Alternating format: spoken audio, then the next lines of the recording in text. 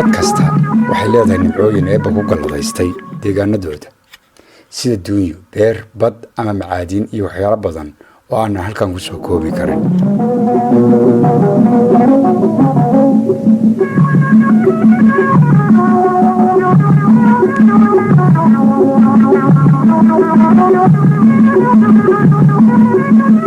dalkeena Soomaaliya wuxuu ka mid yahay goobaha leh nimcooyinka aan sare ku soo sheegnay oo dadkeena u ah wadadhaxaadka ay manaafacaadsadaan ayna ku nool yihiin.